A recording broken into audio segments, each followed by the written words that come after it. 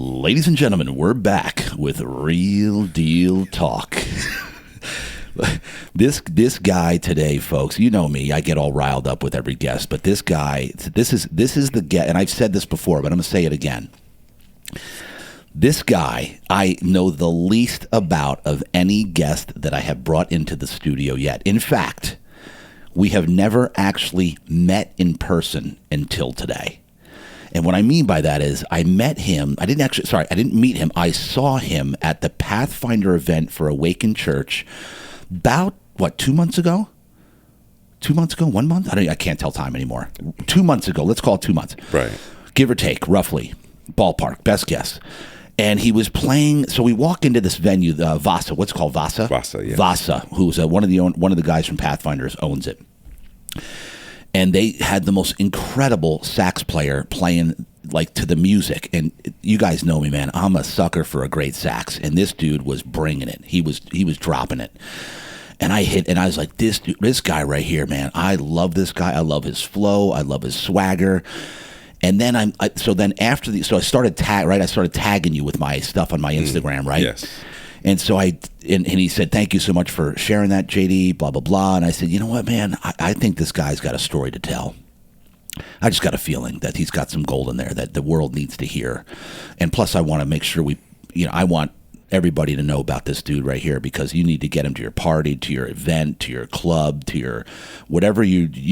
You go anywhere and play the sax. Well, you've been at the LA, the Lakers games, yeah. Right? Padres. Mm-hmm. You've done it all. Soccer. So Jason soccer, Brown, a.k.a. JB Brown. JB Saxx. JB Saxx in the house, folks. So before we get into this, let me shout out Real Deal Sleep real quick, because Real Deal Sleep is paying the bills around here. If you want to support the show, number one, I'm going to thank you from the bottom of my heart for tuning in. I can't thank you enough for tuning in and giving me feedback of things that have just inspired you that you love. Keep it coming. Give me feedback. I'm telling you, it's what feeds my fire, keeps me going, and bringing incredible human beings like JB Saxx right here. It just keeps this show going. So if you want to support financially, buy a mattress at Real Deal Sleep. Go to the website, realdealsleep.com. I do things by appointment these days. I've got zero gravity sleep systems, which I'll teach you how to sleep with elevation, which will help with your snoring, apnea, reflux, circulation. I'm going to take your life to the next level via sleep. I'm just telling you right now, that's how I operate with Real Deal Sleep. So once again, folks, thank you so much. Now, back to JB Saxx. So JB Saxx, by the way, get ready for about an hour and a half, 2 hours of the most incredible voice you've ever heard. Some people say I got a decent voice, but listen to this dude's voice right here. JB, when we were doing the sound check earlier, I'm like, ooh, that sounds good. Thank you. Yeah, listen to him. All right. So JB, we're going to get into your whole sax career, obviously, because I really want to get on that. But we need to go back first to give people some context here on how JB Saxx came to life. Literally, go back to, where were you born and raised? I was born first of all, thank you for having me. Yes, I appreciate it. And you haven't been on a podcast, right? This is actually my first podcast, correct? And the reason why? You just can't hop on anybody's podcast nowadays. As I was sharing earlier, it's a flow thing, and then timing is very important. And I'm a road runner. I'm on the road constantly, and so I don't get the opportunity a lot of times to hop on a podcast. But this one was like, okay, I got a little bit of time on that day, and I actually have 2 shows after this. So people know me. I'm not an early bird at all. Yeah. I'm a musician. I'm an artist. We're night owls.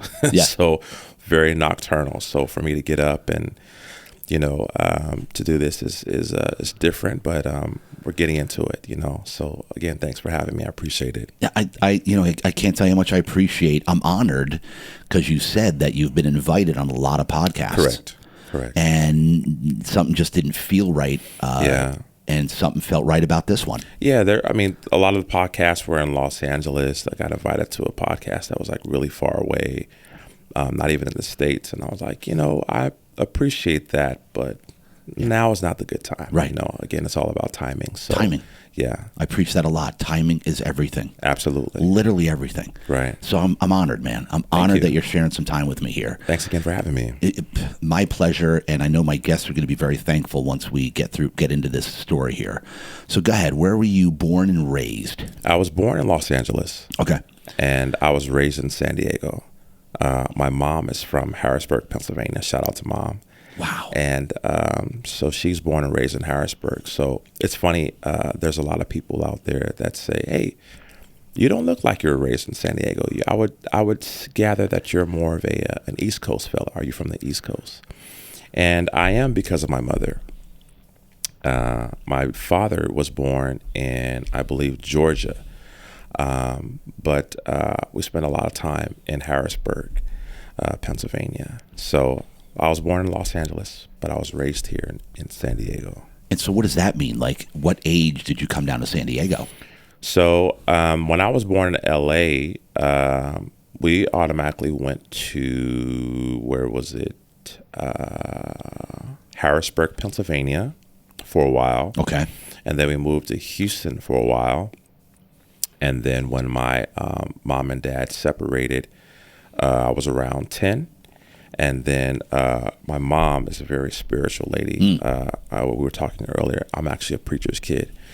Go figure. Yeah. And so I was actually born in church. You know, I was like, you know, my father's a pastor, preacher, traveling evangelist. Wow. And I was raised, I'm a church kid. And so, you know, I would travel with my father.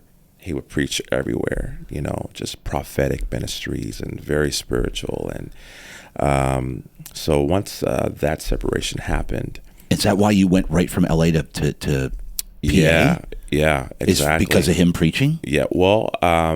Like, how did you go like from LA to PA? Yeah, so again, my mom is born in PA. And so what made you go there? The Brown family is in PA. Okay. So yeah, my great-grandmother, my grandmother, my mother's mother, you know, they're all in PA. So that's home. Yeah. Yeah. So that's how we got there. And then they were married for a nice little while, and things happened. And my mom, she said she got a calling, you know, to go to California. I packed up, and then I was 10, and here we are in San Diego. Didn't know a soul. And so what made the calling was to San Diego specifically? The calling was to California. California. Yeah. What made her choose San Diego? You know, that's a great question. So according to my mom, she always wanted to go to San Diego. I was born in LA. Yeah. But it was just something about San Diego. And the doors opened up for her. She was a barber, and as well as like a big rig bus driver, like Trailways and Greyhounds, you know, like 18-wheelers, right? Is those? Yeah. So she drove buses as well. Wow. And so it led her here, and the rest is pretty much history. So I was 10, and then. And what did your dad? Where did he go? My dad, he stayed on the East Coast. It was called Salisbury, Maryland. Really? Yeah, he stayed between Salisbury and Fruitland, Maryland, where his family is. So, yeah. And what do you remember about your childhood with your parents up till 10? Do you have any memories? Like, what made them separate? Like, why did they? Was it a long time coming? Was it? No. The long story short, they separated due to domestic violence. My father was a very spiritual, very talented individual. However, because of his spirituality and him being so gifted, it's kind of hard to get along with, because he basically, when you're that tapped in, you can't control it. Yeah. And my father, his gift was so profound, he couldn't control it.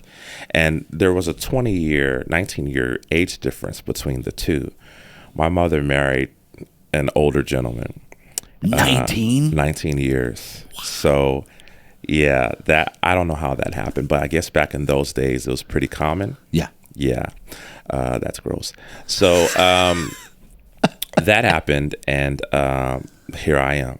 You know, I was the only child. I was the only child that my father had. Oh, you were the only child? Okay. Yeah. And then my mother had another marriage before him, and he passed away. And I had a brother, Andre Marcel Brown, rest in peace. My brother passed away a few years ago due to aneurysms. Oh, man. They found 2 aneurysms in his brain. I got a call at work, and they were like, "You need to come to the hospital right now and check on your brother." So, and this was here in San Diego. Yeah, here in San Diego. Yeah, man. Sorry. But yeah, my father and my mother would travel to different churches, and he would do his thing there. And then, being prophetic is very scary, because you see and you hear a lot of different things. Yeah. And so, unfortunately, my father took it out physically, and still love the man. I would not take anything away from him. When I got older, I'm more mature to be able to understand. Yes. Was it right? No. So she was like, today's the day, and she packed up. I'm 10, and she's like, we're leaving. The blessing part about the whole story is that my mother never, ever in my whole 44 years of life talked bad about my father. Wow. Never. That's unbelievable. And she said, you know what? That's your dad. If your dad wants to see you, here's a ticket. You go and you stay with your father. And I did. I stayed with him for a while, a visit during the summer. Yeah. My dad was great. To me, in my eyes, my dad could do no wrong. And so we're in San Diego, and I am now 13. And I have a dream that my father passed away. You had a dream? Had a dream, yeah. And I get a call out of high school, at Lincoln High School, to be exact. And my mother says, I have some very terrible news to tell you, and I don't know how you're going to take it. And I said, I know. She says, you know what? I said, Dad is gone. She said, you couldn't possibly know that. I said, well, I had a dream. And so that dream prepared me. And so we had to go back to the East Coast and see that. And I had to sing at his funeral. Besides being a saxophonist, my first gift was actually singing. Wow. And so that's probably why I have the very white voice. It's great. I love it. Yeah, I've been blessed to play different instruments. I play saxophone, drums, keys, organ, a little bit of bass, lots of guitar, and I sing. I produce my own songs, and it's just a blessing. And so when you went back, now you said you were 13, or you were? I was 13 when I lost my dad. 13. Okay, and you had a dream. Like literally, when was the dream? The night before? Yeah, it was crazy. It was like the night, maybe a couple nights before, and I was shaking, just bawling. Just from the dream. Yes, because it was so vivid. Like, this is crazy. Again, my father was 19 years older than my mother. Right. So my mom is currently 74 years 74. young. Yeah. 74. So do the math there. Yeah. Okay. So that means 74, 31. That's 31 years ago. He would have been 94. Yeah. So 60-ish. Yes. Okay. Yeah. And what did he die of? I believe they said it was a heart attack. Oh, really? Yeah. Okay. Yeah, it was a heart attack. Yeah. Great guy, very spiritual guy, profound guy. Dad didn't take no mess at all. Very old school, like, you do what I say, you don't do what I say, you get beat up. Yeah. And that's the thing. In those days, that was legal. Exactly. And I'm fine now. That's how it went down. That's how it went down. You don't do what I say. Hey, there's the door. So here we are. and did he show you? Was he just really tough, or did he also show some love? Dad showed love in his own way. Okay. Dad showed love in his own way. Okay. And I appreciated that. But Dad was tough. Dad didn't take no mess. From what I heard, he boxed. He did all kind of things. He was a tough guy. Yeah. Very tough guy. What he said, and very strong voice and very commanding presence, and quite the dresser. Oh yeah. Quite the dresser. Very snazzy, very charismatic. and a good teacher, a good preacher, but very good, just a spirituality. Yeah. You know. Yeah. And so, how was it when you went back and sang? It was terrible.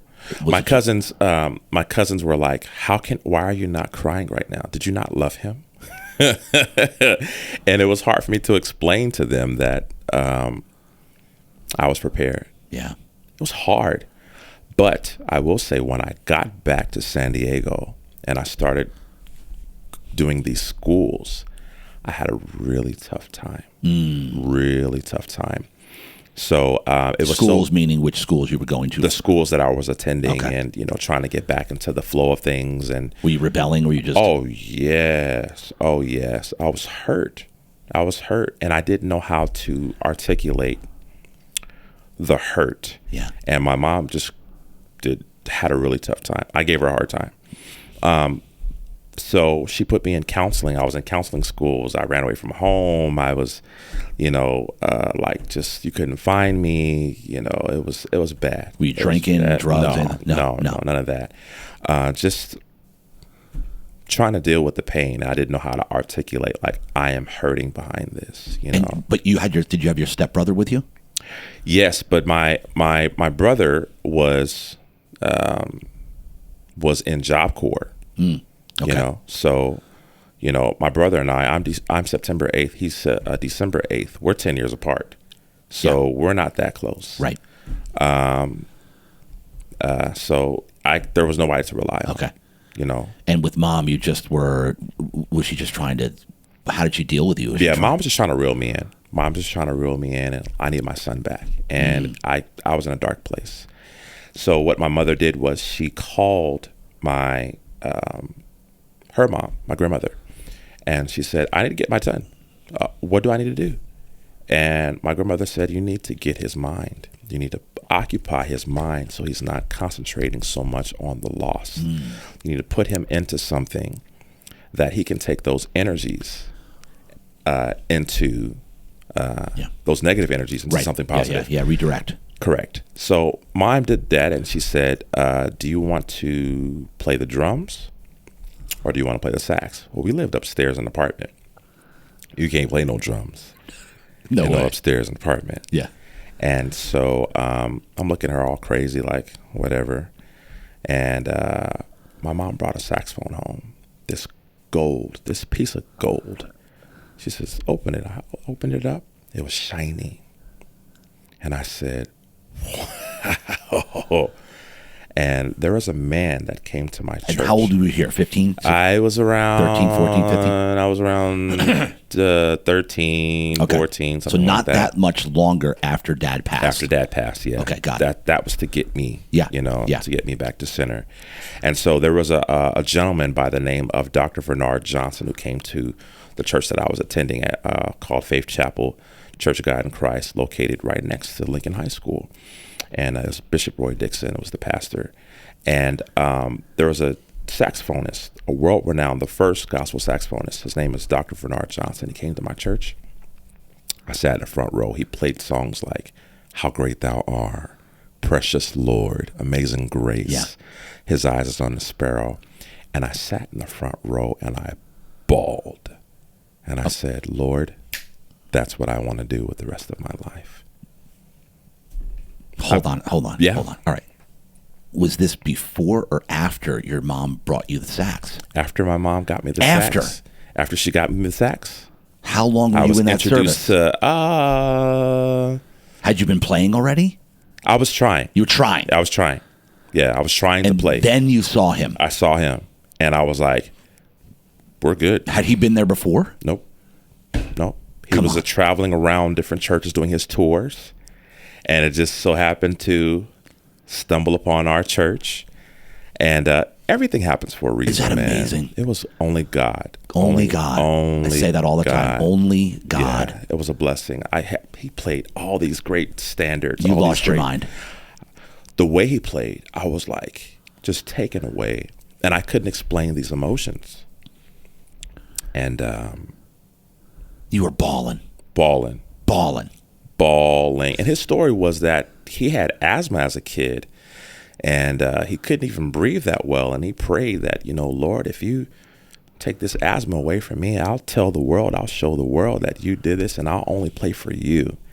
And he did that. And he's huge in my life. Yes. And so I bought all of his VCR and his tapes, his cassette tapes. Did you go home, or was Mom with you in church? Yeah. We like, Mom. Yeah. That's it. Was she looking at you like, hey? Yep.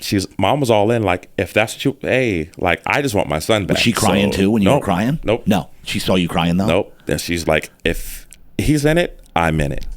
Moms are the greatest supporters. Oh, yeah. And to this day, Mom has still got my back. And I'm so grateful for her. And so I bought all the tapes, all the CDs, everything, all of it. Went back home. I studied his hands, studied his rhythmic, studied his bounce, studied his everything. And then a couple of years later, I was able to play just like him. Wow. Within a couple of years. And you were only 15? 13. It's like 13. I was only like around 13. Yeah. 3 years later, I had my first album. My mom took me to the studio. It's like, this guy's good. I made up my first album. It was called Jason's Beginning at 16 years old. Wow. Yeah. And did you ever reach out to this guy? I've reached out to him several times. And when I got really good, what he would do is he would come back to the churches and do his tour again, and then introduce me as his godson, and I would finish the songs for him. Stop it. Yeah. Just stop. It was great. Great. And then one day, I will never forget this. He's like, I'm like, where are we going next, Dad? Where are we going next? And he's like,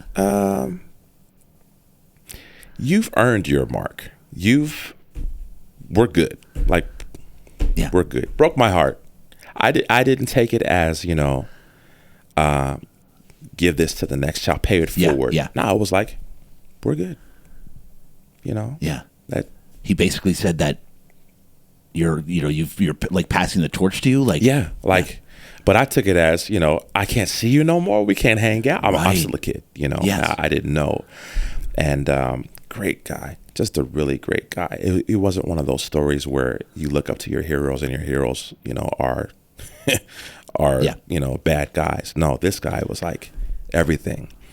And so being able to do that was a blessing. Wow. And so from that, I've been able to travel all over the place. Doors have been opening and just doing music. But at that time, I was only doing gospel music. Yeah, I didn't get into secular music until I was 18 to 21. And so at this point, how was school going? Were you getting better? School was getting better because of the music. And funny story about school is that I would play saxophone, and I was also a jock. I was a starting center for basketball at my school, and so I would play the national anthem in my jersey. No way. At the home games, and then rip open the jersey. Let's go jump ball. Because you're what, 6'5", 6'6"? Yeah. You're super tall. Yeah. No kidding. Oh yeah. Come on. Did the team love that or what? I loved it. I loved it. It was great. The crowd had to love it. Oh, so just epic. Just that feeling. It was great. Good times. Good times. Oh my gosh, that's amazing, Good man. times, This is incredible. Yeah. So my basketball coach, he said, you know what? Let's do this. He said, Jay, if I take a basketball and I put it over a cliff, and I take your saxophone and I put it over a cliff, which one would you take first? I said, what? He said, which one would you take first? I said, well, coach, I don't get hurt playing the saxophone. I don't. Basketball hurts. Yeah. They see a center going in there and, triple, double teams, hack-a-shacks and all of these things. And it doesn't feel good, sprained ankles and fingers and all of that. And I was pretty good. I still play, but I was pretty good. I'll bet. Yeah, pretty good. And did you answer the question? Yeah, I answered the question and the call. I answered the question and the call. I chose sax. And was he basically telling you, hey, like, I think you should focus on one or the other? Was that basically what he was telling you? He was just curious because like you're good.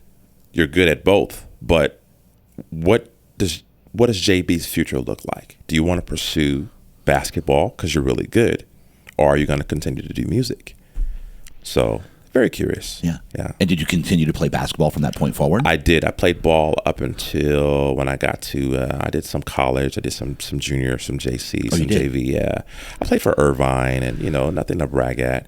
And, but I always stuck with music. Always.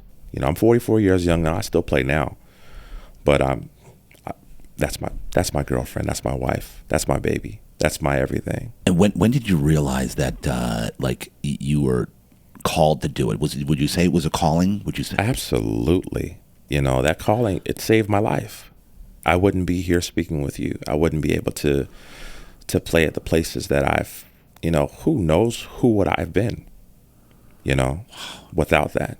And then how was Mom's along the way? Like, tell me about the relationship. Like, once you got into the sax, because she was worried about you. She was Absolutely. like, I need my son back. Absolutely. And so, how did the relationship go with Mom's? When you got into the sax, were you much better with Mom? Was it? Yes. Yeah, I was much better. Yeah. I was in a dark place, and my mom just had her hands up for a while. Like, I'm trying to do everything to get my son back. And my attitude and my well-being, my cognitive, all of that just turned around for the better. More happier, more bubblier, more goofy, if you will, kid. And so it got a lot better. And then what did, when she said she brought you to a studio, what would you say along the way when you were in your younger years?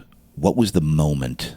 What was the actual moment? Well, besides when you saw your guy play in church, right? What was a moment where you realized, like, ooh, man, I am good. Like, I'm really good.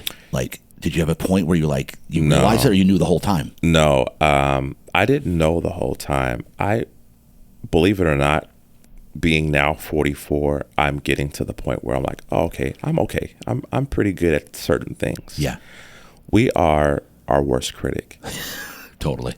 It's bad. I mean, I'm a Virgo, so the Kobe Bryants, the Michael Jacksons, we're all Virgo. We're very, very, very critical on ourselves, and we're very we critique everything. We're very meticulous about every little thing. Yeah. So I didn't get good until my later years. Yeah. And even so, you're probably still.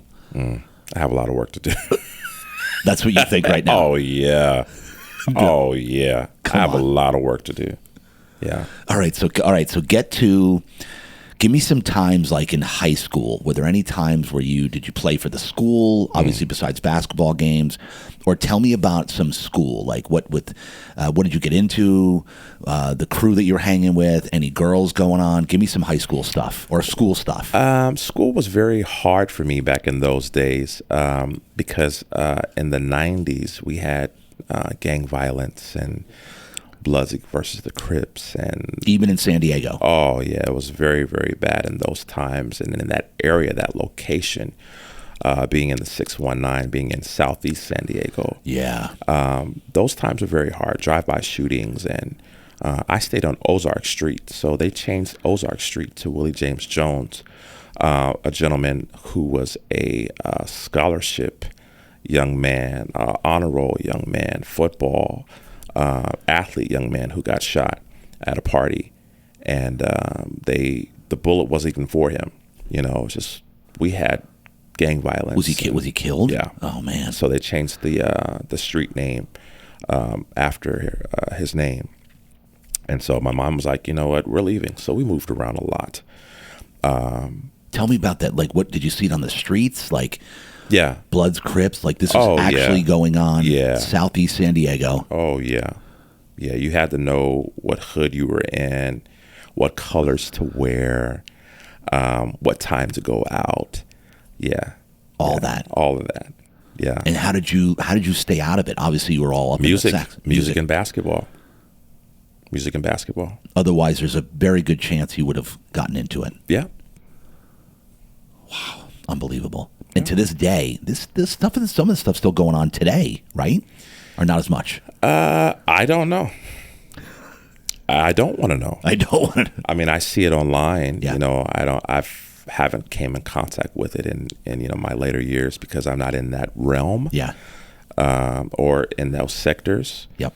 But I'm quite sure there's still people out there who have the mentality of, I'm a Blood, I'm a Crip, I'm a gang member, I'm this, I'm that. But I have no idea. I had a guy on the show, Tony Jefferson Sr., who's a preacher down at a church down there as well, and he was in the gangs, and his son plays in the NFL, and I coach his sons in flag football. Yes, his son in flag football. So it's interesting that when you were mentioning the gangs down there and also the preacher and whatnot. So anyway, it just came to my mind that it's mind blowing when I hear these stories that this is happening in San Diego. Yes, yeah. Like if you just go a little bit south. Yeah. Incredible. Yeah. Well, I mean, our streets back on Imperial were called the Four Corners of Death. That's what it was called? Oh, yeah. You couldn't go around in that particular area. It was bad. It was bad. It was bad. The 90s was bad. The 90s were bad. The 90s was bad. In my era where I grew up, it wasn't nice at all. And the 90s, I was in Pacific Beach. It could totally different. Yeah. Nothing but fun in the sun. Hey, whatever. Live it. No. No. No, none of that. No. You're over here in the Four Corners of Death. I'm on Garnett and Mission Boulevard at the bar, living it up. Oh my gosh. Well, the bar scene is not that far off either. It can be very dangerous. You're, fighting people off. Hey, drunk guy, it's time for you to go, John. So it's going to do, John. It's time for you to go, John. Yeah. We had the PB Vermin, they called them. They had a little gang in PB. And there was a dude there. His name was... a biker club? What is this? No, it was just a bunch of dudes that just tatted up and just would beat people down every day. Right. Like that was what they loved doing, just giving people beatings in the bars. So they were rough. I didn't want to mess with them. But luckily my roommate was friends with the main guy. His name was Taz, who's now...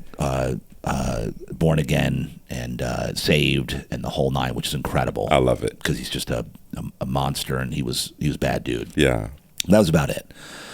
But yeah, man, I can't believe that. So all right, so give me some. Go through high school. Give me some any pivotal moments in high school. Any girls that you met. Anything. But what do you got? Come on.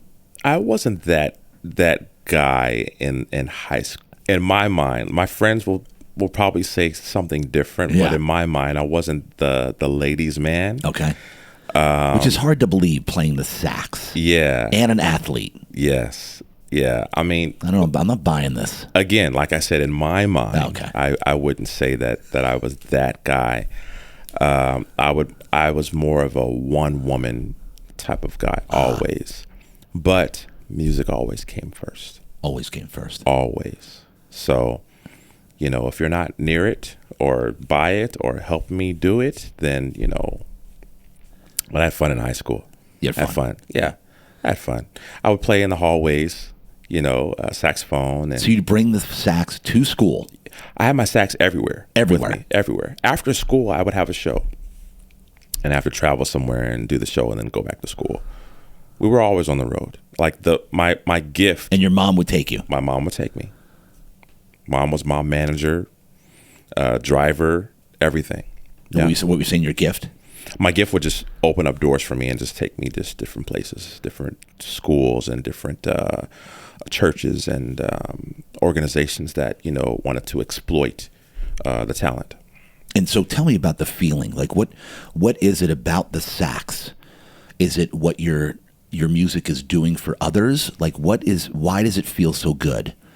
Or that you're in your calling, or how do you know that you were called? I think you mentioned something about you were called to do this. I mean, a calling, basically, it's something that it's an unction. It's like something that you just have to do. That's a must do. Yeah.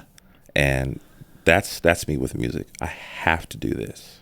You know, I'm called to do this. You know, some people have a gift, and this is my gift. And to recognize that gift early is such a blessing, because most people don't know what they want to do with their lives. Right. Yeah. Until they're, you know, whatever age. Exactly. And some people never. Some people never. Yeah. In fact, a lot of people never actually step into their calling. Yeah. Ever. Yeah. Which is sad. Yeah. So tell me about the fulfillment that you get. Is that what it is? Like, you know that when people hear your music, the effect that you're having on them? I want to dig deep on this. I'm fascinated by it. I don't know. Younger, I would just zone people out, you know, and just stay in the making sure that I'm hitting every note precisely, and every timbre of the instrument is coming out, that you are feeling my soul, that it's an emotional roller coaster sometimes, because it's like, me as a perfectionist, I want to make sure that I'm hitting my target. You as a listener, you're either receiving the notes. It's reminding you of something. The way that it hits so high, it just make you feel with emotion, or hit so low, and you're just like, man, that was just good for the soul, or whatever it does for you. For me, I'm just trying to hit the target. You know, it's like Kobe in the fourth quarter. You know, he's like, he's going to hit the shot. Well, he's done this shot over 1,000 times. You know, it's going to go in. So that's what I'm focusing on. It's just, I'm not trying to make you feel anything. My mom and I, when we pray, it's like, our prayer is that it blesses you and you're inspired. And, but that's pretty much it, you know. And so you feel like that you're inspiring others. Yes. Yes. And that keeps, like, because that's why you're here. Yeah. I mean, when you were playing that night, I'm like, man. Well, let's talk about that. Well, how did you feel? What did it do for you? For me, I was like, I just couldn't wait to leave the party. I'm working, you know what I mean? I'm here for how many hours, and I have another show after this. So, hey, let's get it on. Let's get it over with. I'm just kidding. I'm kidding. Here he is. No, what did it do for you? I mean, how did you feel? It just made me feel great. Okay. And I know I wasn't alone. Awesome. You know, the other people that I was standing with, you saw the girl over here. She was grooving, dancing. Okay. People were moving, grooving, dancing. And I also and I'm definitely a little bit unique when it comes to this, but I just appreciate talent. Like, awesome. I have such an appreciation. I'm in awe of somebody that, like, when you were doing that and the way that you were moving, and of course the songs you were playing were some of my songs from the 90s. They were hits. Yeah. Hits. You can't help but groove on those. Absolutely. And then you were hitting it with a sax, because it's not something you see every day. Right. I've seen it a lot because I have a friend who I brought to my grand openings and played the sax at grand openings, to music, to techno. He does them in the clubs, to like techno music, and it's the most fascinating thing I've ever seen. Yes. But my point is, I'm still in awe of it when I saw you and the people that we were hanging with. Everybody you look around, people were grooving. You couldn't help but move. Yeah. And it's just the most incredible sound, a sax to the music. Yeah. Like, you weren't just playing the sax with your own song, right? Right. You were playing to music. Yes. Music that you can identify you can identify with. Yes. Which adds a whole different realm. Right. And it puts you in a place of, familiarity. Like, that's correct. I remember this. Yeah. Yeah. It's nostalgic. And then you're hitting it with the sax, and then looking at you. Also, what it was, and I can speak for myself and probably everybody there, was when the fact that you loved it so much. Absolutely. Like, here you are, one person standing there with a little speaker. Yes. And there was a crowd of 100 and something people there, just partying, just standing around eating. Yep. And here you are, just having your own party. Yes. Right? In your own zone. Yep. Always in my own zone. Your own zone, your own little thing going on there. And to me, then I'm fascinated by that. Yeah. Like, look at him. Look at this guy, he's getting down. Yeah. Like, he is getting down. You saw me. I was putting up videos. I was putting up. You were the most pumped out from all of the There was a few ladies that was, pumped too. Yes. But and they were getting it. But they were getting it. You were just like, what do you think? You see this guy? Oh, I love it. I love it. Yeah, look at this. I love it. I love it. You see this? Are you listening? Are you listening? And they got the drinks in their hand. They're like, oh, not bad. Yeah. And then my stories, when I was putting up the stories, I get a lot of comments on them. People are like, oh man, he's awesome. Yeah. That's when I was just tagging you. And I'm like, we got to, you need to know this cat right here. Yeah, it was great. So, all right. So, so I'm just in awe of it. It's the most incredible thing because it's so unique. Yeah. Like what you do is just unique. So, all right. So get through high school. From the heart. Comes from the heart. 100%. I mean, that's clear and obvious. Mm-hmm. Which is why I couldn't wait to dig in with you to see, what like your whole MO of what drives you and what keeps you going. And what's interesting to me is that you said that you're a perfectionist. Yeah. You just want to make sure that it's bad. It's not good. It's bad. It's too much. It's a lot. Well, because you said even to this day, I got a lot of work to do. Yeah. Like what more work can you do? Your playing is phenomenal. Do you ever reach out to your guy from the church again? You know what? I have, and I've heard from him here and there. Yeah. Not all the time. He's a very, very busy individual, and I'm busier now. It's like I'm the guy now. It's like I'm the go-to guy. And so they'll now it's like the next young Jasons or to come up and after me and say, hey, I was inspired by Jason. And so that's pretty exhilarating as well. Kind of weird. Yeah. Because I'm still the kid, like I'm still looking up. I have my heroes of saxophonists like Gerald Albright and Kirk Whalum and Everett Harp and Donald Hayes and these phenomenal saxophonists that their tone is just pure and it just makes you want to cry. It gives you chills when you hear certain notes and you're just like, what is this? Why is I can't explain. Yeah. It's something you can't explain. Yeah. It's coming to me now. Like I've got to I'm gonna talk to my church and see if we can get you to play, do something. Not a problem. I've played at the Rock Church many times. You have? Oh yeah, absolutely. What do you do? Pastor Miles and I were to the worship song. What do you? Yeah, worship. Yeah, absolutely. Again, I sing, I play. I have a guitar, and I've written songs. I'm gonna push for this. So my awakened peeps that are listening to this, because I got a lot of them in my church. Let's get JB Saxx on one of the stages at Awakened Church doing his thing.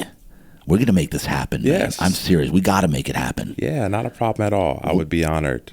Playing songs like How Great Thou Art and Blessed Assurance, and Amazing Grace, and all of those great standards. Those. Let's do it. Yeah, absolutely. All right. So get me out of high school now. So now you're in college, right? What happened in college? I'm playing ball. I'm playing ball. I'm playing ball. I'm trying to figure out, do I want to just continue to do music or do I want to be a professional basketball player? But music is still calling. It's hard because I love ball. I love the NBA. Yeah. And I thought I would go to the NBA. You did? Of course. Every kid's dream. Yeah. Who plays basketball? Well, not every kid. Every kid's dream who plays basketball. Every kid who plays basketball, yes. Wants to go to the NBA. So I'm like, I want to go to the NBA. I kept getting hurt. I kept getting hurt. And I was like, you know what? Maybe it's not for me, So I stuck to music. And then I was like, well, music's not really paying the bills as it should. I'm getting older and I have bills now and I'm getting out of mom's house. And, mom says, out of high school, go stay with your brother, see the world, So I stayed with my brother for a little while. And your brother's 10 years older than you. 10 years older than me, and he's a rock star. He's he's living the life. I'm a church kid, and I'm all innocent, and I haven't seen things. But when I lived with my brother, I was able to see the world. What was he doing? Everything. All right, give me some details. Oh man, yeah. Give me some vague details. So then. My brother was a lyricist, a rapper. Oh really? Yeah. Oh boy. And he also played drums, and very musical himself. Very brilliant. I mean, his poetry, his writing. My brother was so brilliant. Now brother. Yeah. Not actual full brother. Not same father, same mother. Same mother. Yes, same mother. Got it. Yeah. Okay. So my brother, Andre Marcel Brown, also known as 3D or Rhythm. Really? Yeah. Man, this guy was just talented with words. Very, very talented. Very extremely gifted. So gifted that he would learn different languages and just self-taught everything. Self-taught. He could do anything. Wow. This man spoke in Japanese. He went to Japan for 4 years. Loved the culture. Got introduced to some musical guys. And he got hooked up with a band and started rapping in Japanese. His voice is twice as deep as mine. Come on. Can you imagine? No. That's like James Earl Jones. Mashi. Can you imagine a gentleman, African-American, locks. He's about six foot, and speaking Japanese, rapping in Japanese with a very, very low voice. Oh my God. Oh my wow.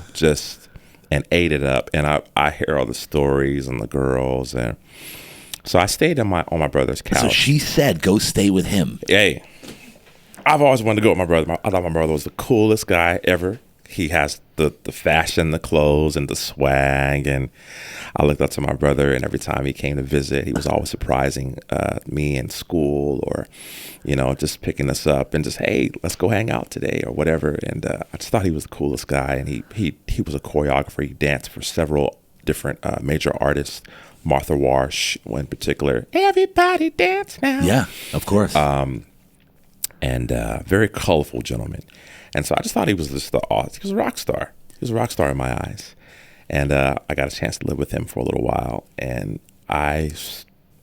strippers and, just girls everywhere, and, beats and music and DJs and, weed everywhere, and just white stuff on the table. Oh, and, yeah.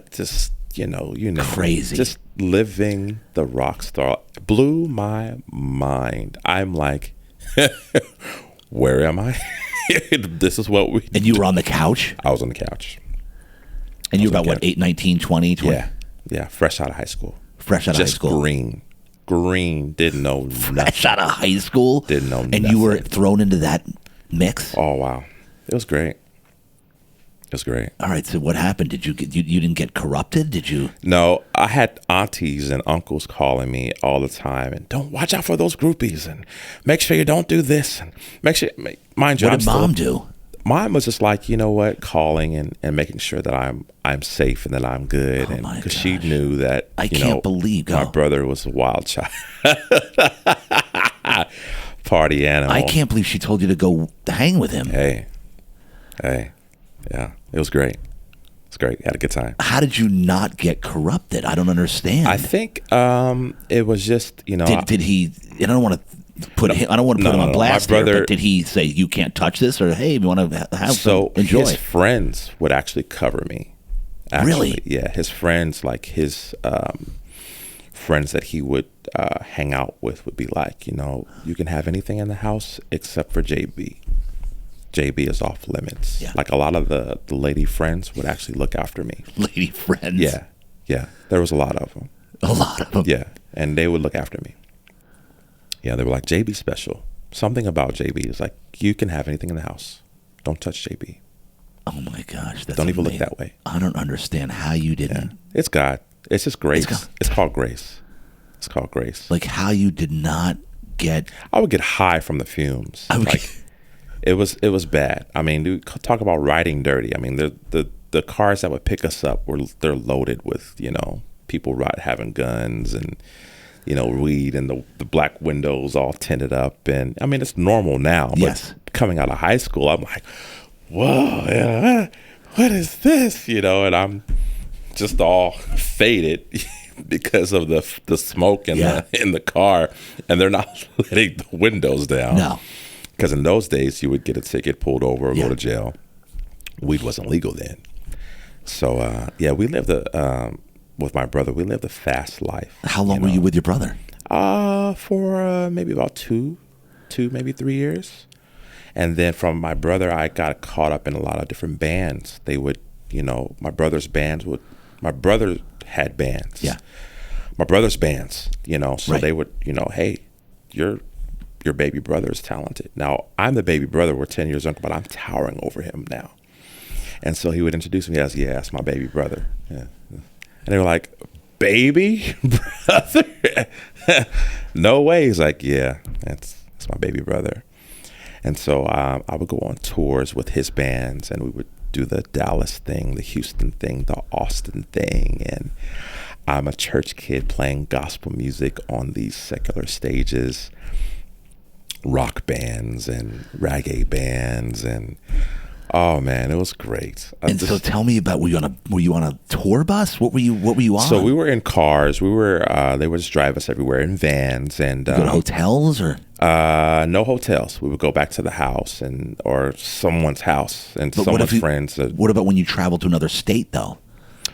We would drive there. And would you stay overnight?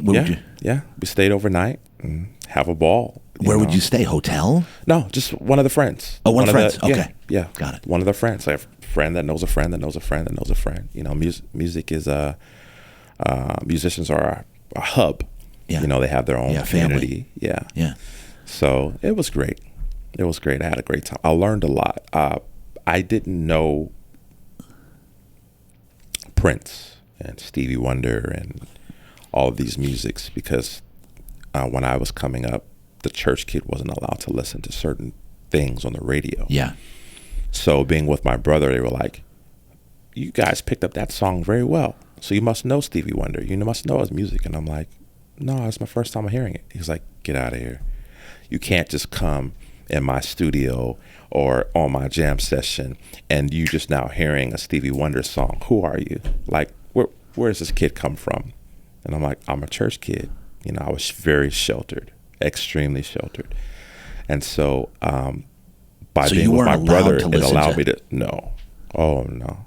It was a sin, I'm a hardcore church kid. There's a lot of things we couldn't wear and a lot of things you couldn't do or say, a lot of clothes you couldn't wear because it didn't represent the body of Christ. It didn't represent the goodness. So we want to separate ourselves from flesh and spirit. The spirit has to be strong and thrive, and the Holy Ghost is real. And there's a lot of sinful things out there that can influence you to tainter that purity. Right. So, that's what we were raised. I can't. Yeah. So, and even more so now, I can't believe your mom said go live with your brother. Yeah. Yeah. No, did she know how opposite he was? Yeah. Mm-hmm. She. Mm-hmm. Yeah. Yep. I can't get over this. 10 points for mom. Yeah. Did mom, was she nervous? Of course. I can't get over this. Yeah. Like how to raise you where you didn't even know Stevie Wonder. Yeah.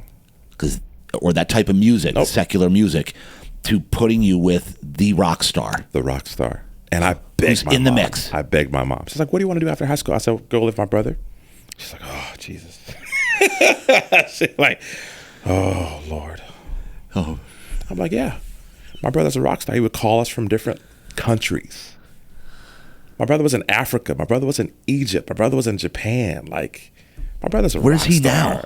Well, he passed away. Oh, that's right. My brother passed away. Oh, man. Yeah. So he would have been. To hear this. Gosh, I'm 44. He would have been 54. Yeah, he passed away, I want to say 5 years ago. What was it? You said an aneurysm. Aneurysms. They found two. Did they know what caused it? He was walking down the street one day, from the story that I heard, and he had a seizure. And they were trying to like, yo, what's going on? And he's sitting on the ground shaking, I think towards a 7-Eleven or something like that. And ambulance came, picked him up, and they did some tests or whatnot and found 2 aneurysms in his brain. And from what I gather, they could have always been there and it just got bigger. Yeah. He could have been born with it. Right. But he didn't know. We didn't know that, that was actually there. And so it was a very difficult time just to see my brother like that. I mean, from his hair, his locks being all the way down to almost his butt, to now no hair being shaved off, and for the doctors having to get to, his brain. So it's like, wow, very, very hard. Very, very, very hard. Wow. Yeah. Unbelievable, man. Yeah. All right. So you made it 2 years with him. Yes. When did you decide, okay, I got to go?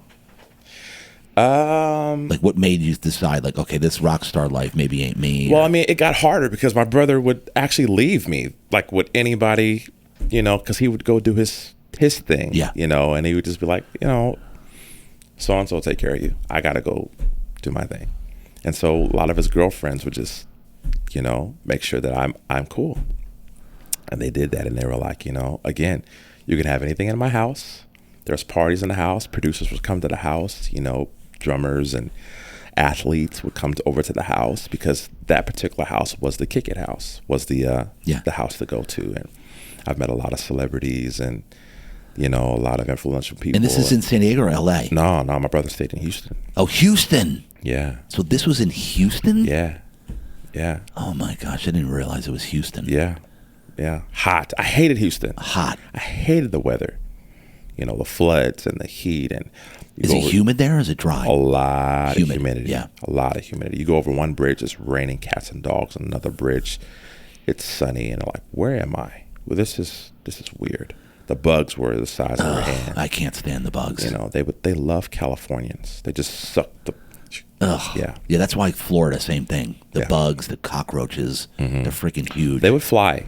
Yeah. These things would actually fly. Yeah. Yeah, that was scary. Scary. For a kid, a city kid. Yeah. All right, so you made it a couple years. Yes. Right, that's it. Yeah. Did you say, okay, that's enough? Like, what happened? How did you move on? Well, my brother kept leaving me with these people. So my mom was like, you got to come home. You just can't be left with anybody. You just got to come home, So I finally came home, and she's like, what's the next step? You're going to college. You want to do music. You want to major in music. Like, what do you want to do? And so I'm grateful for my mom, because she's always been there. She's always been that driving force. Yeah. And so I did college for a little bit and played ball. And then I was like, well, let me do a career in job. I was a job coach. I was a job coach. The look on your face. Yeah, it's like, what am I doing? I worked for Polinsky Children's Center for 4.5 years. Really? Yeah.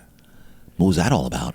I love kids. Yeah. I said that, let me do something in the vein of where I can be a mentor or I can help these kids. Somebody help me. So I did Polinsky for a while. And that was hard. That's here in San Diego? Yeah, that is here in San Diego. And what is that? What kind of? Polinsky Children's Center is a foster home for kids. Ah, okay. And there's a lot of abused and battered kids there. There's a lot of neglected kids there as well. There's a lot of kids that are on different medications because of, whatever they're going through. And I've seen good kids, bad kids, just kids that are just like, they're just trying to figure things out. Yeah. And the staff there were able to just help and usher and be that covering, that comfort there. It's like, what, even though these unfortunate situations happen in your life, you're going to be okay. We got your back. We're here to make sure that you are, you're safe. Yeah. And so I was happy to be a part of that, but that was hard. It was hard. It was hard. Why was it hard? Well, I mean, you if you have a heart. Yeah, if you have a heart, yeah. You take that stuff home. Yeah. I would see children that are, they just left their mom and dad. Their mom and dad was in a fight, and the child was in the middle of the fight. And the child got most of the bruises and the breaks versus the parents. And so now, the kid is going back and forth to court or juvenile hall or has a cast from his nipple all the way down to his ankle because of what the guardians have it was so not fun. Not even necessarily the parents, but the guardians. The guardians. Or bouncing from house to house, or, I'm in my 3rd group home, I'm in my 4th group home, and, somebody's going to adopt me, or I'm waiting for adoption, or it's tough. It's tough. And I would play with them. We play basketball, play music, and, just try to make their... So your role at that company was to just make them feel comfortable? Yeah, make them feel comfortable. Did you ever feel like adopting one of them? As a... well, you were so young. Yeah, no. No. You're way too young. No, way too young. No, thank you. Wow. Did any of them just have a major impact on you? Was there one child that stands out? Yeah, there's several. There's several that I actually see to this day, and they're just like, JB, thank you for being there. They're in the Word now. They're pastors now. They're teachers now, and it's just a blessing to be able to see them flourish like that. And I'm just like, wow, to this day. Yeah, it almost makes you feel old, almost. Almost. I'm like, wow, I used to take care of you, just to have that feeling. How did you keep in touch? Like, how do you know? A lot of them would run into me in the different circles, or I'm playing somewhere, and they'd be like, hey, JB, do you remember me? And your face never changes. Your body does. Yeah. But you can't ever forget it. I can't forget a face. Yeah. And I was like, wow, what is your name again? I'm like, that's right. And then I'll pick out the characteristic that stood out the most to me from that individual. And I'm like, yes, I do remember you. Wow. Yeah. How amazing is that? Yeah. So you did that for about 4 years? Yeah, 4 years. And so it eventually, like, it wore on you because you took it home? It wore on me. I took it home, and it was pretty bad. I just felt bad, all the time. It's like a war zone. A lot of kids were AWOL. Oh, what am I doing here? I want my mommy. I want my daddy. One time there was they called it red zone or code red. It was a code red. There was a kid just being nervous and wanted to get out there, and she was angry, and so she would throw feces at the staff. Oof. Get out of here. I can't stand you. I hate you. You beep, beep, beep. Beep, beep, beep, beep. Yeah. And so it was trying times. Wow. Trying times, yeah. Get out of here. We're done. Oh, my gosh. Boo-boo, line one. Yeah. Yeah. Wow. And so what did you do when you got out of there? I've always stayed in the vein of helping children. So I did Cub Masters, and I was a Cub Scout leader, and what else did I do? Then I did adults with disabilities. These adults, but they had childlike minds. And I did that for a while as well. So I've always stayed in that. What was that one? What was that all about? I just wanted to help, but those were just mentally challenged and individuals. How did you find that organization? You searched it out? They found me. They found you? They found me. So they called on you and said, hey. Yeah, you're a perfect fit for this. It's an easy job. You can do your music at this time and do that at that time. And, I did it.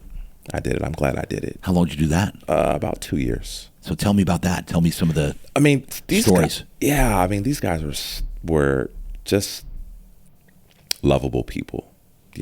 There wasn't a lot of riffraff like it was Polinsky Children's Center. These guys were just calm and just, lovable people. And these are all adults? All adults. And they're mentally challenged? Mentally challenged. So what did you take from that? Like, what did that make you do as far as appreciating life? Or?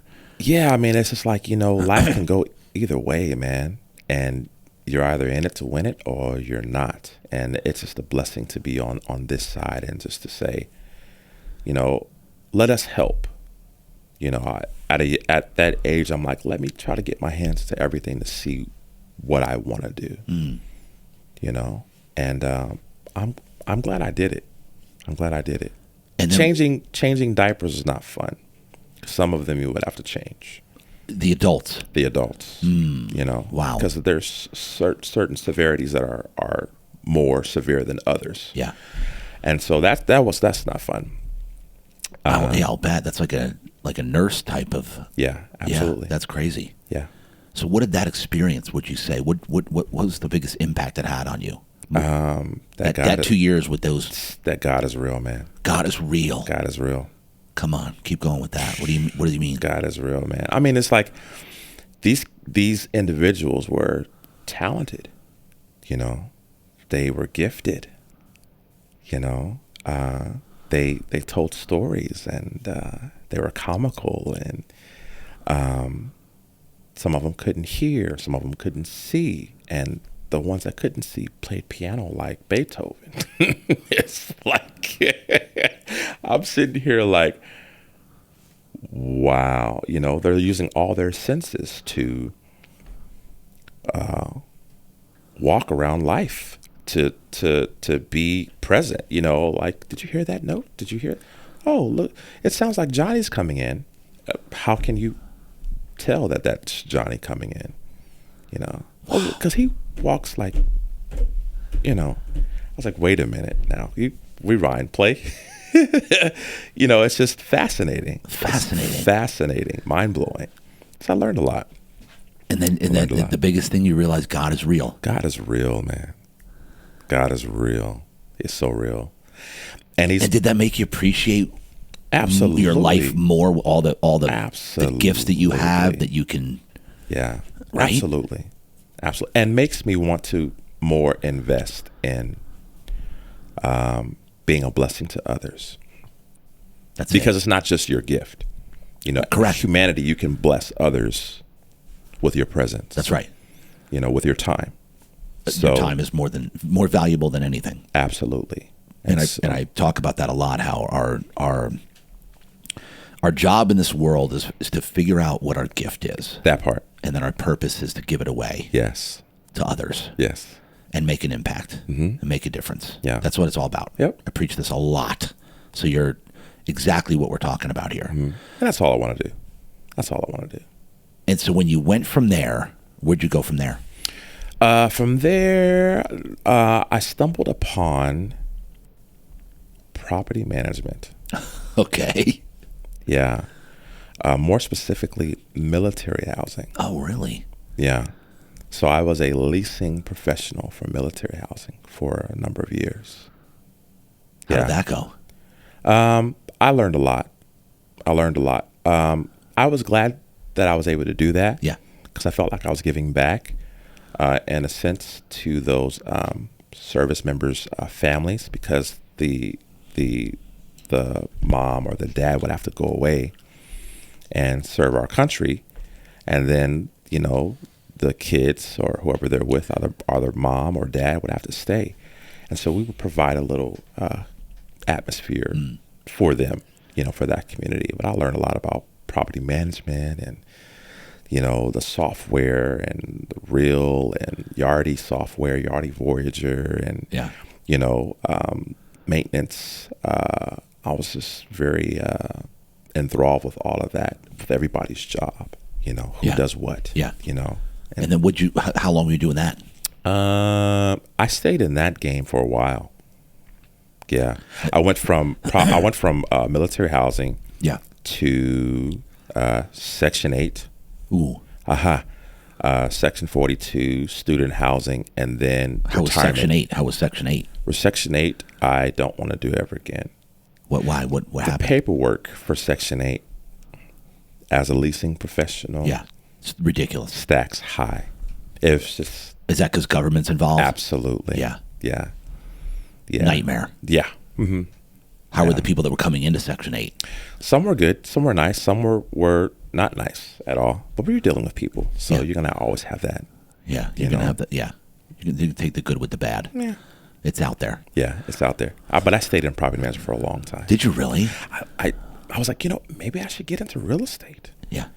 You know, I love it so much. I would drive by homes and just, I like this design. I don't know why. It's just one of those things, like, if I wasn't doing music, then I'll probably be real estate. Yeah. I'll be a mogul. What do you say? A mogul. A mogul, yeah. I talk about it all the time. Why not? Exactly. All right, so you did property management, and then you, because I know you have kids. I do have 3 beautiful children. Travis, who's 16, is going to be 17, August 17th, the day that I proposed. I proposed on his birthday. And then I have Caleb, my baby boy. He's 12. And then I have Levon, the princess. Levon. Yeah, Levon. Oh. Yeah, Levon. And she's 5. 5. Yeah. So after you did property management for a while. Yeah. Yeah. What I got went on from married there? in that mix. Oh, you did? This is when okay. Yeah. So I got married and have 3 beautiful kids, and I was married for about almost 10 years. I've been knowing her since high school. And oh, really? It's a high school sweetheart. Yeah, not really. Just No. knowing. I've actually been knowing her since church kid. I've been knowing her since probably before high school, because I would visit her church. Was a very famous church back in those days, and her pastor would call me to actually bring, hey, JB, bring your saxophone and come out and play. Her pastor used to play saxophone for James Brown. Come on. Yeah. So when he heard me play, he was like, "Oh, you got to visit our." Oh, reel him in. Yeah. Reel him in. And so there would be times that I'd go over there and just play, and the band and the music there, the word there was just. It's great. Oh. What church was this? This is San Diego. San Diego. Truth Apostolic Church. Yes. Okay. Thank God for a brain. Right. We have to go back down memory lane. Yeah. Yeah. I'm going to dig, man. Yeah. We're going to get all these churches out there. Apostolic Church. Great church. Great people. Great vibe. Pastor was awesome. Pastor First Lady, awesome. What was the pastor's name? Pastor Williams. Pastor Williams. Yeah, Pastor and First Lady Williams. Yeah, they brought me in with open arms. Did they still have the church down there? They passed away a few years back. Yeah. And the building is still there, but it's called a different name right now. Yeah. And so around that time of the property management, you got married. Yeah, I got married and started having kids. Started having kids, and working. I'm doing property management, and I'm doing music on the weekends, and I'm playing at places like Humphreys by the Bay, and I was actually I got a residency at Humphreys. Oh, you did? Yes, that was a blessing. So you would catch me there every Sunday with either my band or myself. And then you would hear me on the radio. Back in those days, it was a 98.1 smooth jazz FM with Kelly Cole. And they would broadcast me there live.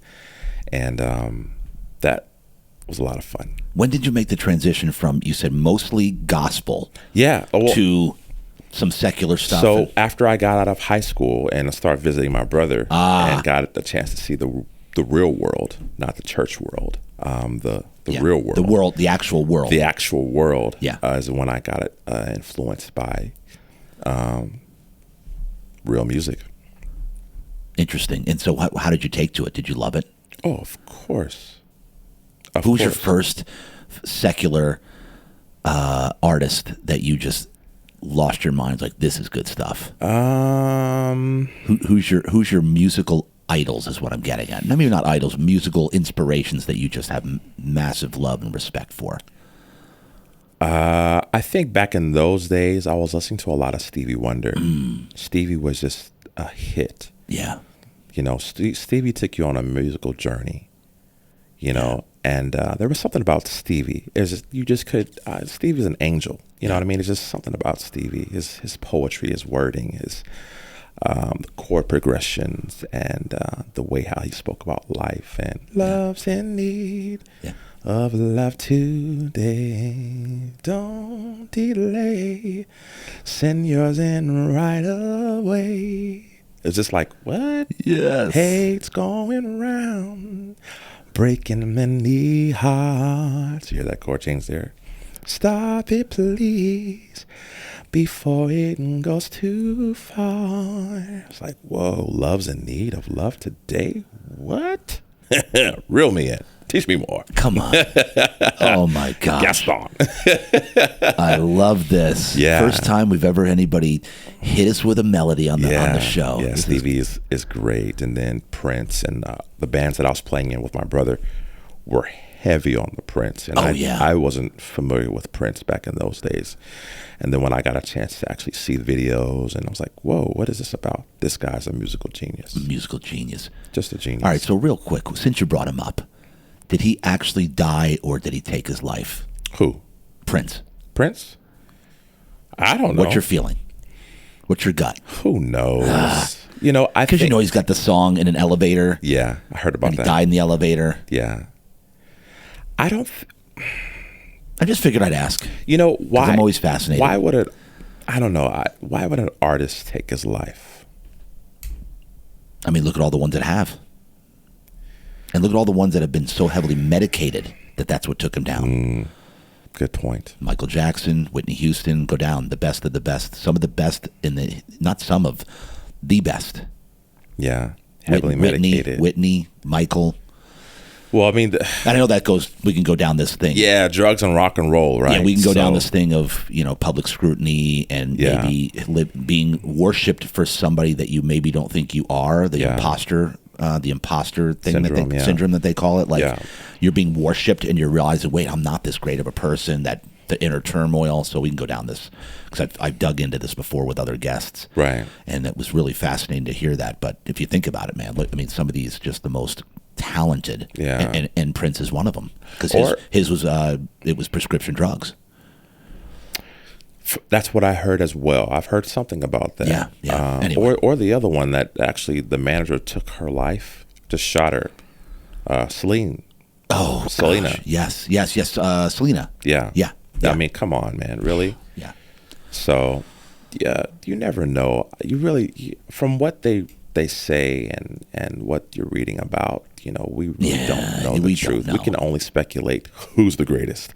Yeah. You know what I mean? The media is only going to feed us what they want. Yeah. And I'm not that guy to say, who did what. And I don't know. But I just know that I'm inspired by them. Yeah. And I appreciate their story.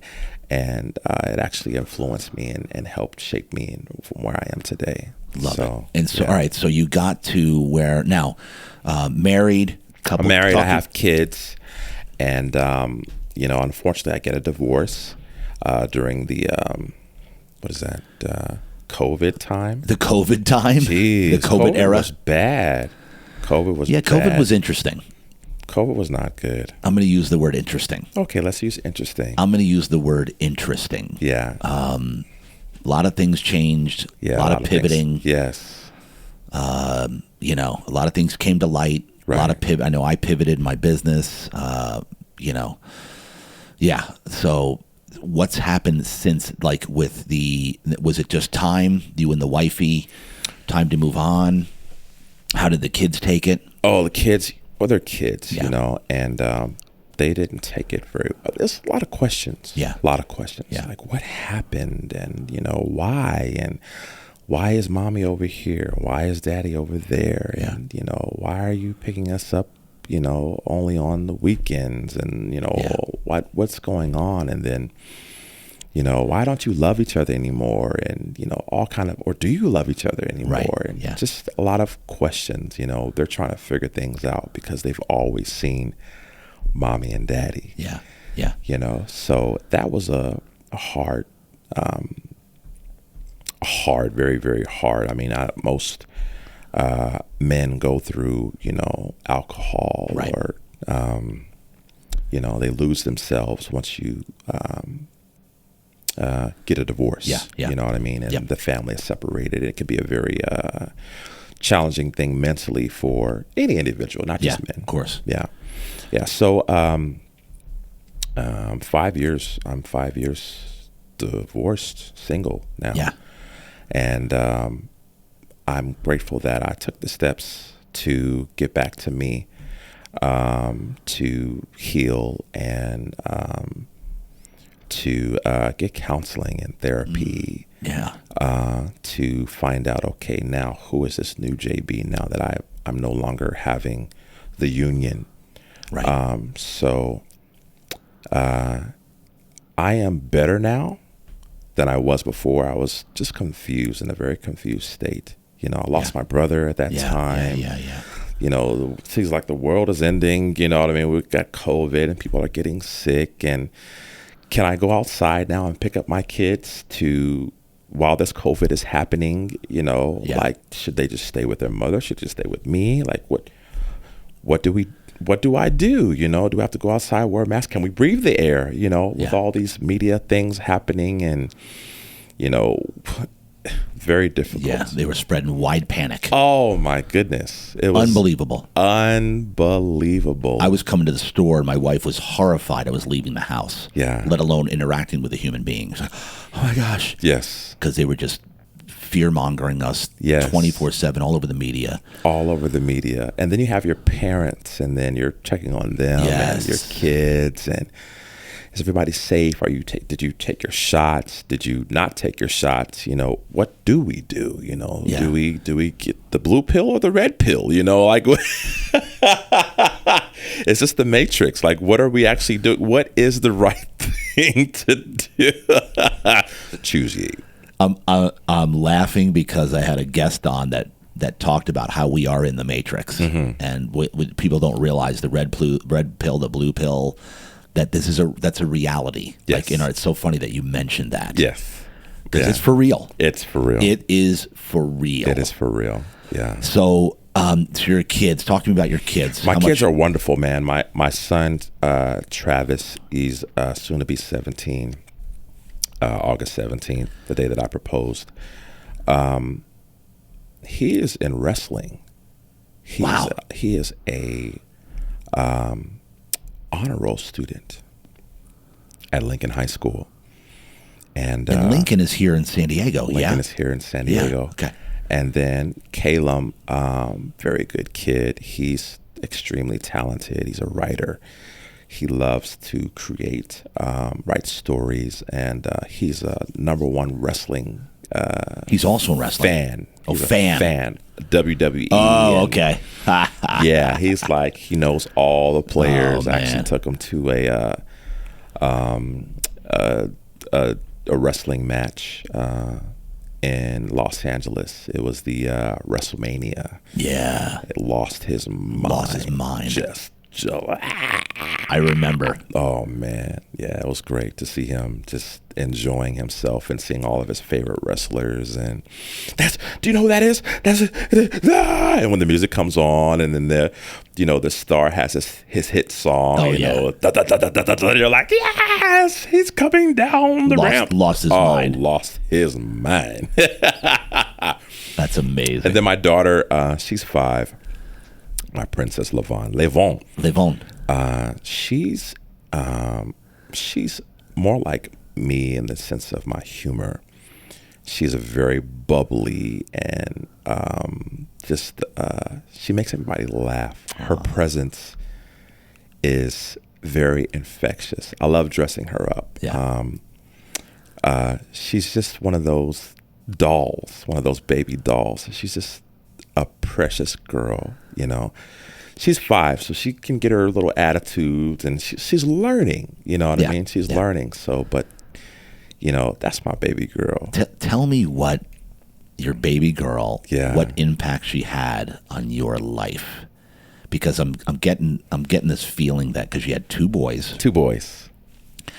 but there's something about the girl. Yeah. For guys, similar like us, what happens? Like, what has she done? What kind of impact has she had on your life? When as a father, you're constantly, even more so, in protection mode. Yeah. It's like, you can have this, but this, I dare you. I dare you to touch. You know what I mean? It's like, you want to make sure that that she has the world. Yeah. You know what I mean? That she wants for nothing. It should be that with all the kids. Right. But she is 5. She is 5. She's the baby girl, and she sucks it in. She knows. Yeah. She knows. You don't say no to much, do you? The clothes, dressing her up, the shoes. Now, personally, I like that stuff. I looked at your Instagram, so I know some of the stuff you're about. Okay. Because my daughter's the same way. Yeah, I like that. I like that. I like dressing my kids up. I dress my boys, but I really like dolling my girls. I love that. I tell her no. I do. I'm strict with her. I'm probably the more stricter parent. Oh, really? Yeah. Okay. Yeah, and she knows certain things that she can get away with, and certain things she can't get away with. Yeah, yeah. But my thing is, I tell my kids all the time: when you do good, you get good things. Yeah. When you do bad, you get bad things, and that's been my motto. It's a simple equation. Simple equation. Very simple.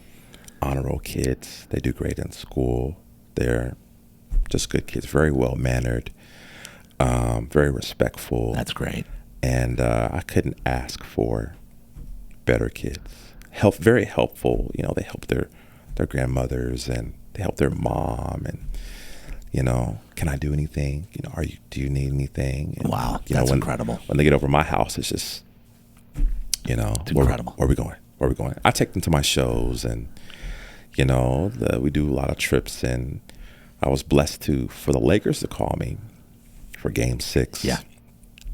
Playoffs. But before that, I did another Laker game last year, and I brought my kids, and we sat in a very VIP section, and the Lakers treated us like we were celebrities. Yeah. The dinners, the tours, the seating. I mean, it was just great. And for me to be able to have the kids experience that with their dad. Yeah. Was your mom there too? Yeah. Yeah. It's amazing. Amazing. LeBron James? And my daughter can't say, LeBron, Yeah. And my mom's, there's Laverne James. It's like, no, Laverne. It's LeBron. You know what I mean? So mom has a way of having her own words. I love it. But my kids, my boys know, it's LeBron James. Yeah. They're looking it up, and it's like, wow. And then my Caleb, he's like, yeah, but there's Snoop Dogg. And of course. There's a wrestler that I know from, and there's a TikTok guy. He's famous on YouTube and TikTok. And then there's. And how old is he? He's 12. He's 12. Yeah. My daughter's 12. Yeah. And it's TikTok City. Yes. That's my daughter's a competitive dancer, so she knows she's incredible. So, but she's in the mix. Yes. Yes. I just got the first request for a movie date with her, 2 of her girlfriends, and 3 boys. Sounds like she's grown already. How old is she? 12. 12.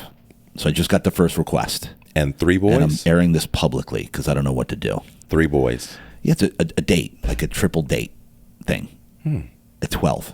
So what are we saying about this? I haven't answered yet. Interesting. I'm at a maybe. And where is this date? Where is this? Well, it's going to be where I say it is, like literally 1 mile at the movie theater. I said I'll be, and this is what I told her. I said because I have an Escalade. I said we're going to get to the movie theater. I'm going to have him come into the car without anybody else, and he and I are going to we're going to put up the tinted windows, and we're going to have a talk. Absolutely. Are you serious? Yeah. I'm like, yeah, we're going to have a talk. Mm-hmm. Dad. Yeah. So that's where I'm at right now so far. So I'm going to be wearing a tank top. Yeah. I'm going to be wearing there's going to be a gun on the, no, I'm just kidding. But there's a movie like that. Like, yeah. What was it with Number 50 Cent? Where he took him in the, remember that in the garage? It's typical dad. I mean, come on. You that's what you do for your daughter. That's where I'm at right now. Yeah, rightfully so. And I don't know what to do. You're doing it. Yeah. You're doing it. I don't know if I'm going to authorize this. So that's where I'm at. I'm publicly saying this because I'm distraught. Have you seen the young man's parents? No. Okay, no. That's where I would start off with. Okay, start off there. I would start check the parents. Check the parents. See if they're legit. See if they're okay. And then let the parents know, hey, are we cool with this? Yeah. Are we down with this? It's a team effort. That's true. I didn't even think about that. I would have all the parties involved. It's not just daughter. It's not just boyfriend. Yeah. We need to have the real parties involved so that everybody knows what's going on and everybody knows what's going to happen and what's not going to happen. Okay. All right. And if you would like to reel yourself into this, we can actually team up together and work this thing together. That's how it should be. Okay. Dude, see, I'm so glad I brought this up. Yeah, man. Because I only have one girl. I didn't think about this. Yeah. I only have one girl. I got to get his parents involved. Yeah. I was talking to her friends. No. Which I'm going to her friend's parents because I asked her friend, her girlfriend's mom, "Hey, are you authorizing this? Are we authorizing a movie thing here?" Anyway, so the movies are innocent. I mean, it's great, but it's still your daughter. You know what I mean? And plus, I mean, I leave her alone with this boy. There you go. Which is, I'm not worried about them doing anything. Yeah. What I'm worried about is I'm not there to protect her. Yes. So I'm going to make sure I'm clear. Like, hey, you better protect my daughter. Yeah. If you're going to be around her and I'm not. Yeah. And I'll talk to all three boys. You boys better have your ish together. Anything goes down, you protect these girls. Yeah. Otherwise, you're going to talk to me. Well, I mean, that's why we're in the back seat. That's why we're in the back seat. Come on, man. Yeah, we don't just. That's what I told Ray. I told my daughter. I said, yeah, I'll go. I said, you can go, but I'm going to be in the seat right behind you. There you go. No, you're not. Yes, we are. Yes, we are. Videotaping the whole thing so we can show your husband, your soon-to-be husband that we say that you can have. Oh, my gosh. Remember this guy that you took on the date? Oh, you were so cute then. Ha, ha, ha. Oh. But I'll tell you what, I can speak of. My daughter was the best thing that ever happened to me. Obviously, marrying my wife was the best thing, but having my daughter it made me, it totally, I'm not going to say soften me up, but it made me this more compassionate guy to have a little girl. Yeah. Right? Would you identify with this? Like, what did your daughter, like having a daughter for guys like big bravado men? Yeah. Having a little girl. Yeah. What did that do? That's the biggest thing. It just lightens your life. That's man. it. It really does. It really does. Especially when they look just like you. Especially like when you just spit them out. Yeah. Like my daughter looks exactly like me when I was a baby. Oh, God. Exactly. Like, yep, I can't deny that one. Right. That's all mine. You know, it looks just like me when I was a baby. Yeah. That's so funny. Chunky and chubby and just, she had roly-polies. I mean, she was a big girl. Oh, really? Yeah. My kid's going to be tall. Because now she's thin. She's 5, she's leaning out. And, yeah. I saw one on Instagram. Oh, man, it's like, whoa, what's going on here? You know, and they're growing so fast. That's why, like you said, Instagram, I share and I take lots of pictures, lots of memories because they are growing right before our eyes, man. And before you know it, they're 18, they're in college, they're out of here, and they're trying to get advice with dating or jobs or, whatever. So for me, you want to take a memoir. Yeah. Of everything. Oh, yeah. You're preaching to the choir. We have thousands of pictures of our kids. Yeah. And we like to show our life that we live. Yes. And not to show off. Right. We do it to show that, hey, we're living a very harmonious, loving life with our kids. And we take our kids everywhere and we do everything with them. And I preach a lot how just get them involved in everything. Absolutely. And see what sticks, see what they're passionate about. Yeah. Like that can be hard. It can. Because, as we said before, some people, you just have no idea what you want to do with the rest of your life. Yeah. So, all right, man, let's land this plane here. I want you to share some pearls with our audience now, okay? Tell me, through your journey, you said something powerful that when you went through the separation, you went through some therapy and some self-discovery type stuff. What did you discover? How did that help you? Because a lot of people are scared to go get therapy or work on themselves, and they're in denial. Yeah. Tell me about that experience, what that did for you. One of the things is I have mentors. My mentors are great. A lot of my mentors are a lot older than me. And so when I talk to my mentors, my bishop friends, my pastor friends, my real estate friends, my basketball friends, when I talk to my mentors, I always try to get their expertise on different things. Some of my friends have been married for, many, many years. Yeah. How would you do it? You're in my shoes. What would you do next? What will be the next thing? And I have friends that are like, you know what? After you get rid of one woman, you got to get her under another. I have those friends. You have those friends. And I'm like, that doesn't sound right. So now I'm taking my issues and I'm putting it on to somebody else. I'm not healed. So now you have to deal with my unhealedness. Come on. I'm taking whatever happened in the relationship that I didn't fix, I didn't cure, I didn't heal, that we didn't work out together, onto you. Is that fair? No. No. So I didn't go that route. Now, my other mentors were like, my other mentor, this is a great one. He's like, man, I would be in Tahiti somewhere. I would be, you got the best life, you don't have any kids no more. You're an empty nester. Now you can fulfill your musical career. You can travel the world. You can make all these albums. You can just do your thing, man. You are free. Free from what? Free to go where? Yeah. I always wanted to be married and have kids. That was the idea. I actually wanted 4 kids. Okay. I wanted 2 boys and 2 girls. It ain't over yet. I'm 44. That's true. I can make kids anywhere. I had number 2 at 45. Wow. Yeah. I shouldn't say but yeah, I did. Well, the thing about that is with what the mentors who are educating me, it's like, would you want to be in your 50s or 45 starting over with a brand new kid? Right. And by the time you are in your 60s, 70s, I know. What are we doing? I know. What are we doing? That's the question. So that was that. That was that aspect. And then the other mentors were like, you know what? Take this time to heal. There you go.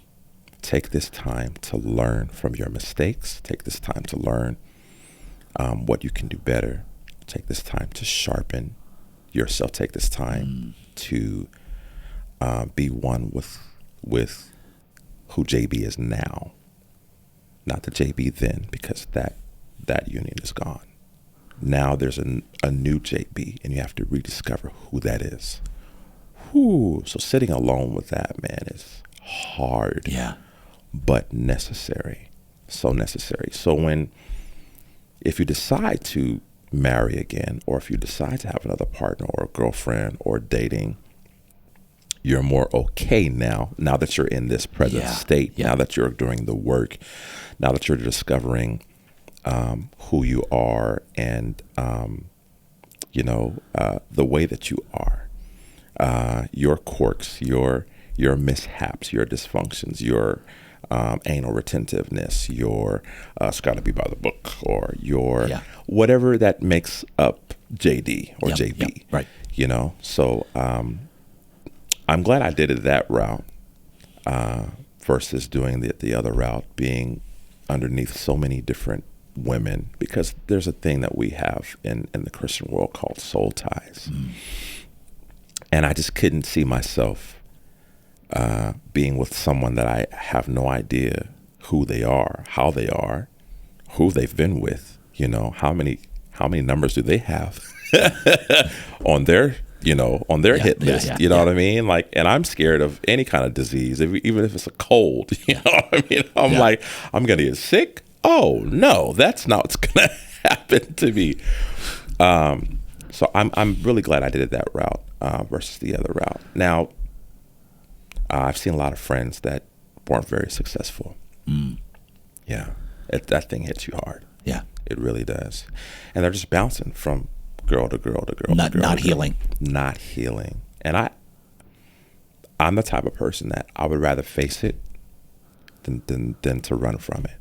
I want to be, because of what I went through with my father. Yeah. You know what I mean? I had to go that route. So that taught me a lot. Like, you know what? Let's not go around it. Let's not put a Band-Aid on it. Let's heal it from the source. Yes. Yeah. What have you learned about yourself during the healing process? What's the biggest thing that you're like, ooh, wow, okay? That, again, I'm very, what is the word? I have a lot that I have work to do. Yeah. Have work to do. I beat myself up a lot. I'm very, what is the word? Meticulous. Yeah. And, there's a certain way that I like to do things. Right. Perfectionist. I'm a perfectionist. And sometimes that could be a good thing, or that can kick you in the butt. Right. And then to live with a person like that. Yeah. It's like, no, we need to dress like this. No, we we're walking in like this. No, we need to be on time. Or if we can't be on time, then we'll take both cars and you come in when you feel like it. But I need to be on time. Yeah. Not just 8 o'clock. Let's 7:45. The church starts at 8. Let's be there at 7:30. Why am I waiting? Yeah. Just different things like, nope, it's got to be like this. Nope, it's got to be like this. And not willing to bend a lot. Right. You know what I mean? Not willing to, it's like, being a teacher, and it's like, well, I learned it this way. And now being able to say, hey, you know what? I can agree with that. I know how to bend with that. I know how to compromise with this. I understand your point of view now. Being able to recognize both sides instead of just being so heavily on one, or being so selfish on one entity. I, me, my way, highway. Yeah. The way I was raised. Right. Interesting. Yeah. You learn a lot about yourself when you're by yourself, and who's the new you, and you have a lot more patience now with yourself, and you love yourself more, versus picking yourself apart, being so just tearing yourself up. Oh yeah. Self-love it's everything. It really is. Really is.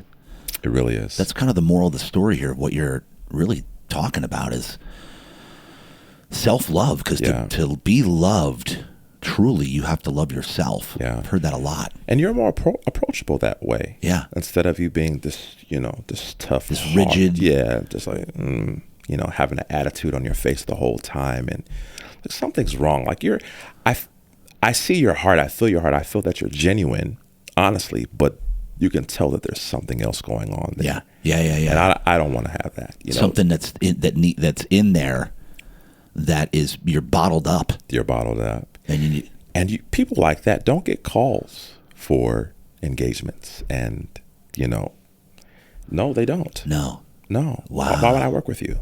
Yeah. You're talented, but your attitude sucks. Like, you're not a good person. You're not a good human being. And that's not good. That's not good. You got to work on yourself. You got to work on yourself. And that's what we were continuing to do. Wow. Yeah. So I'm so glad that therapy was there. And you voluntarily went after that yourself. Like, you said, I'm going to do this. Yeah. Yeah. So you listened to the mentors. Yes. That's the mentors great. are pivotal in my journey. I still call them to this day. I still ask for their help. They're very knowledgeable in everything. I have different mentors for different things: finances, health. I called you, texted you a few times. Like, who's your trainer? Yeah. I'm always reaching out. Like, did you hit him up yet? Not yet. Okay, Not do yet. it. I told him about you. Yeah, he's looking forward to it. Yeah, my schedule is crazy. I'm still working out, but I'm not doing it the way that a professional would say, "Hey, you're missing out on this. You need more of this nutrients." Yeah, even if it's 1 or 2 days, like 2 days a week with him, you'll be on track. Okay. Even just 2, because I only go 2. Yeah. Max 3. Yeah. 2 usually, max 3. I'm doing better now. I'm Monday, Wednesday, and Friday are my weights. That's Tuesday, great. Thursday, Saturday are my basketball. Oh, that's great. I mean, you're looking great shape, so you're doing something right for sure. I'm trying. It's hard. It's very hard. Short-term pain, long-term pleasure. 3 kids, and then you're traveling. You're always on the road. Yeah. It's very hard. And then I run my own business. Yep. There's no agent. There's no manager. There's no record label. It's a lot of work. I am him. Yep. You are him. A lot of work. A lot of work. A lot of paperwork. A lot of administration, and but that administration I learned from property management. Yes. So I take what I've learned and I apply it to now. Yeah, I could do that. So self-healing, ladies and gentlemen, this has been a theme on the show a lot, is in order to move forward, and especially to have another relationship, you have got to heal first. Yeah. Otherwise, that next person is going to get that brokenness, and it's just the cycle is going to perpetuate. It's going to continue. Yeah. There's no other way around it. And it won't thrive. No. It won't thrive. When you're in a partnership, you want to make sure that iron sharpens iron. That's right. Instead of you're babysitting a characteristic, or my dad was never around, or I have daddy issues, or whatever the case may be. You want to make sure that we're on the same page, that we're knocking down the same walls. 2 is always going to be better than 1. Oh, yeah. Always. Iron sharpens iron, ladies and gentlemen. I think we're going to end on that note. Iron sharpens iron. Yeah, Get man. some healing. Mental health is everything. Yes. Inner peace. Yeah. Inner discovery, inner work, inner growth is everything. Everything. Everything. Yeah. Ladies and gentlemen, JB Saxx in the house. Thank you so much. It's been an honor. It's been a pleasure. I'm so Likewise. happy you came in to share your story, man. Thank you for having me. Guys, follow him on Instagram at Yes. J Brown Music SD. J Brown Music SD as in San Diego. Got it. Yep. And when we post this, we'll put your handles all over the place. Yeah. And then you can. I'm Googleable. You're Google. I'm Googleable. Googleable. I'm Googleable. Is that a word? Yeah. Yeah. So you can type in JB Saxx. JB Saxx. JB SAXX. He'll come up all over the place. I'm all over the place. And we're gonna get you to the church. Yes. We're gonna get you to the church and Spencer and the drums at the same time. He's Nice. a drummer. He's a drummer. Oh yeah. And he hasn't played in how long? About 10 years. 10 years. Ooh. 10 years. We're gonna get him out of retirement. Oh man. Yep. Yeah.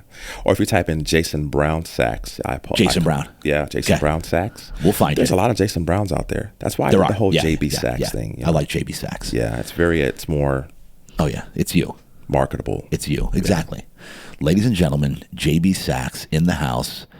That's a wrap. Real Deal Talk. Let's go. Come on.